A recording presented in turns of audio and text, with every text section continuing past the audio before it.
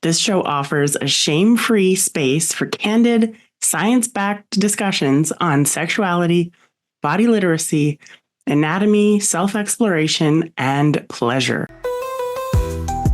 Hi, I'm Roxanna, clinical sexologist coming to you from Vancouver, BC, Canada. Welcome to Exploring Pleasure and Relationships, the podcast designed to help you deepen emotional and physical connections, prioritize your pleasure, and build stronger, more intimate relationships. Whether you're seeking to better understand your body, explore your desires, or communicate your sexual needs with confidence, each episode provides actionable tips and expert insights that empower you to take control of your sexual expression. From understanding nuances of intimacy and pleasure to building healthier, more fulfilling relationships. This podcast is your go-to guide for all things sex and connection. Join us as we dive into conversations about love, relationships, and sexuality, while also tackling topics like sexual expression, communication, and self-care. Remember, your pleasure is your responsibility. It helps if you have a partner that's invested in your pleasure as well, but we'll get onto that in another episode. Ready to prioritize your pleasure and start building the intimate life you deserve? Tune in now and don't forget to download my free checklist, join the waitlist for my online course, or check out my online adult shop at thesexualityclinic.com. Subscribe today and start your journey toward more confident, connected, and pleasurable relationships. So welcome. I am Roxanna, clinical sexologist. I wasn't born this way. I have studied a lot about the human body. I have studied sex. I have studied learning and technology, and I am ready to put it all together to offer you a podcast where you can deepen your connection with yourself, all the while deepening connections with others. I really do like to focus on the self, to do a values-based approach with my work. Think about where you are, and then think about where you want to be, and then build the path that takes you there. In today's episode, I would love to talk to you a little bit about how I got into this field. Now, if you think back to your childhood self and what you might have aspired to be as an adult, how do they connect? Is there a connection? Do you still not know what you want to be when you grow up? Well, for me, I was about 10 years old, wishing that I was a mother. Yes, I wanted to be a mom at 10. I wanted a large family. I wanted a shared partnership with the father of my children. To be honest, I considered wanting to be a single mom because I am a product of a very short relationship and have lived in multiple homes between my parents for many years. Had lived. I moved out at 17 and never returned. I did get to the large family, and I'd like to believe that I actually created that for myself. So visualizing what it is that you want and building the path there, there's something to be said for having that visualization in the first place. Not saying that I made out a list saying I would like to have 8 children, and these are the steps to creating those 8 children, but I did have a vision. So here I am in Vancouver. We've got 7 children. 6 of them I birthed myself. We did have a couple of miscarriages in there, so I'd like to say that I did get my 8. And I also have a stepdaughter who is the same age as my oldest. So from my experience in relationships, you really do need to wake up and choose each other. There's so much learning that I have done that I would love to share with each of you and be relatable and be real and really focus on the pleasure and the relationships. So we find relationships in all aspects of our life: work relationship, friendships, partnerships, children, mothers, aunts, friends, etc.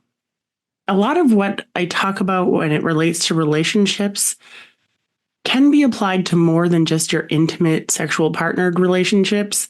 But for the purposes of this podcast, I will sort of be centering around sexuality and sexual expression and connection with intimate partners.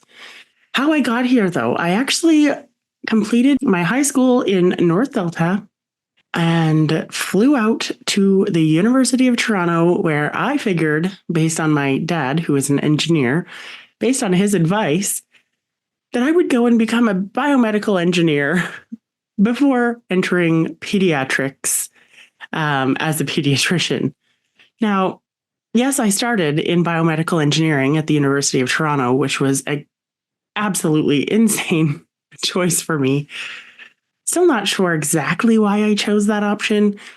Thinking it had to do a little bit with the expectations that were put on me, but also maybe using it as an excuse to really travel far away from the responsibilities that I had at home as the oldest of many. To just go and be free. I was the valedictorian of my class. I've always been an achiever, but that particular program was not one that I wanted to complete. So after my first year in biomedical engineering, I carried on to do a honors Bachelor of Science in human biology with a double minor in linguistics and anthropology. Then I came back to Vancouver, brought a husband with me, had a couple of babies,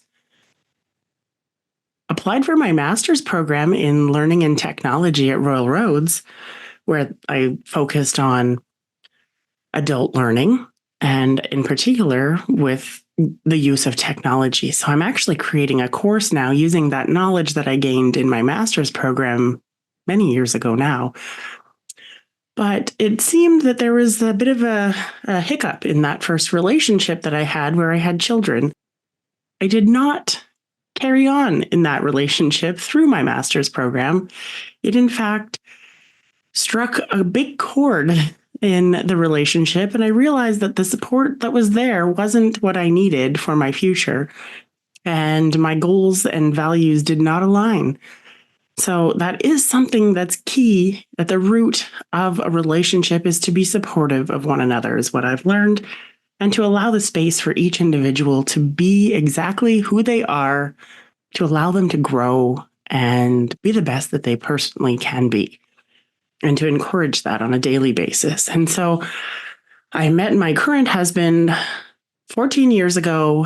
I had a 1-year-old. He had a 2-year-old. I also had a 2-year-old. So we became a blended family. There were 5 of us, 3 kids, 2 adults, and a couple of pets.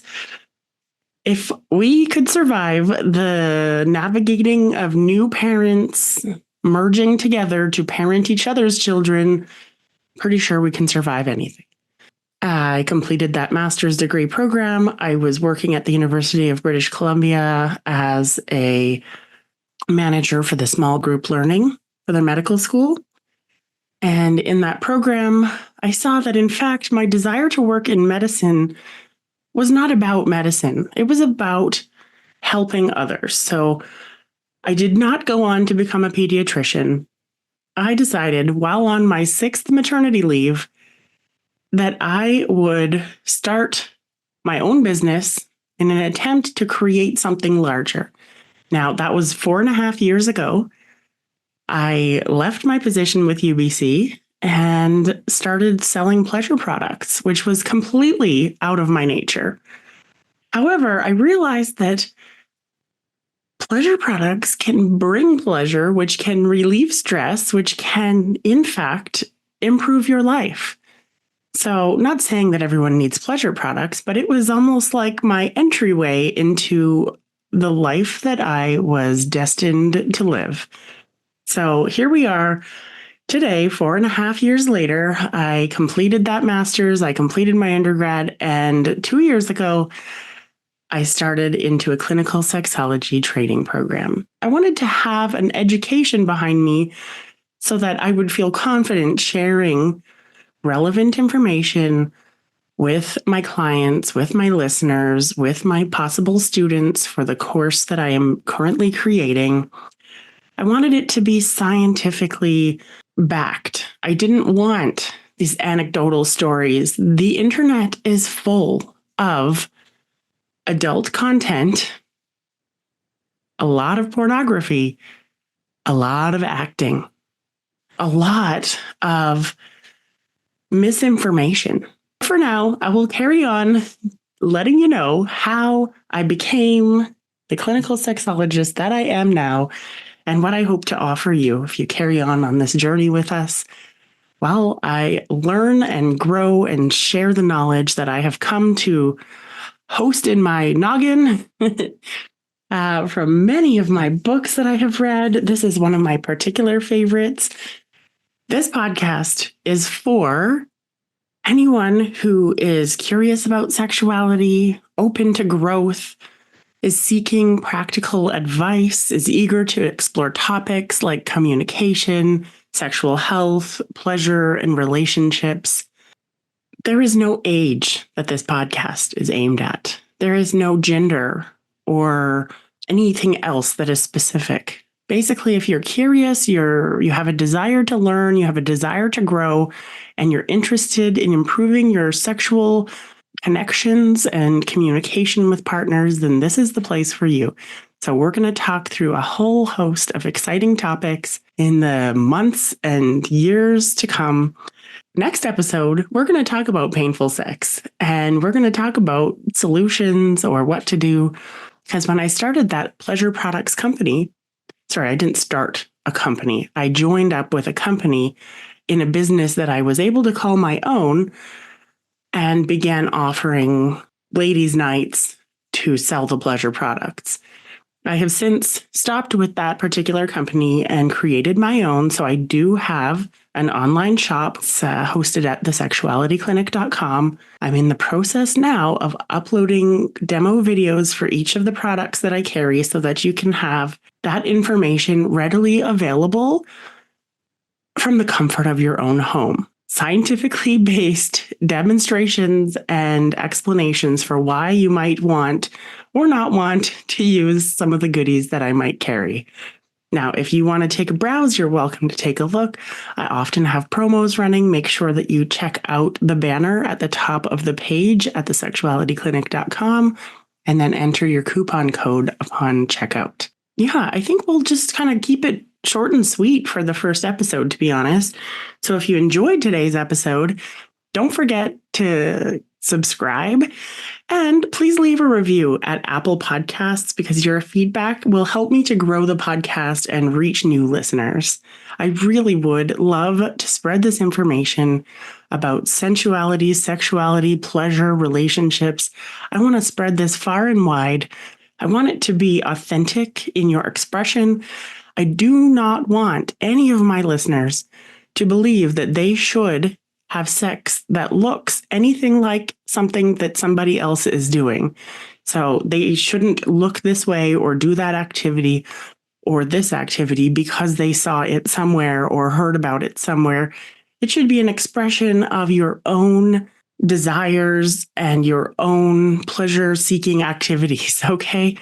You do not need to have PVI, for example, penis in vagina intercourse, to call it sex. So my podcast is going to help you to redefine what sex is and to look at ways to improve your relationships and to experience more pleasure. Pleasure is a birthright and you deserve it.